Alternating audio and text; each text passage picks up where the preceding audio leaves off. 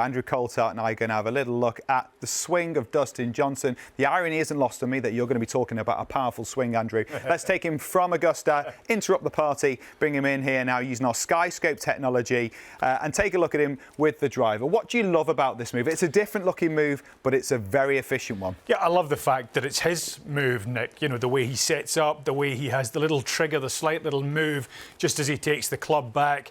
But he sets it early into that position, just turns the shoulders.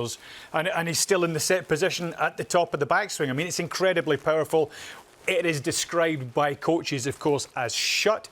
But to him, you know, it's not. It's in the perfect position. The club face is pointing out up at the top. All he does is wind beautifully into that impact position.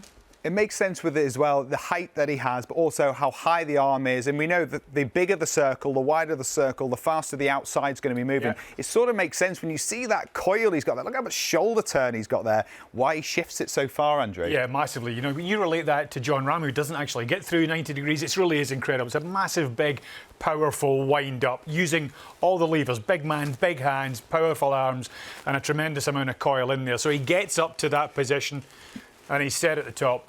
You know what? That leg action, having played with you, reminds me of you, actually, because you have a certain amount of coil and rotation in those legs, almost straighten out that right leg. All the same leg action, but double the power, Andrew. Down to strike, how important is his turn-through strike? It's an incredible physical specimen, there's no doubt about it. Yes, huge. The interesting thing is, he doesn't sort of release the club as we would understand that, as we would have done it.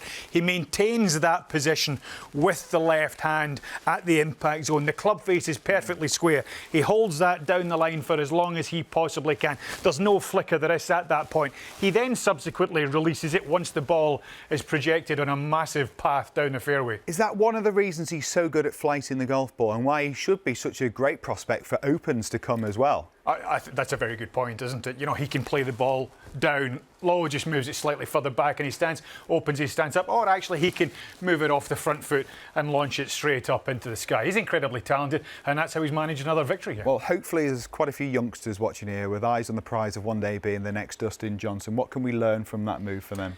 I think the great thing is not to break a swing down because somebody says you can't swing the golf club like that. You got to let the kids go out there and enjoy it and develop themselves into the players that they can possibly be. And then you just help mould it and you shape it, but you do not break them down. He's got to that position because he's been left to his own devices and it's absolutely fantastic. Swing your swing, I suppose. Dustin Johnson, Masters champion.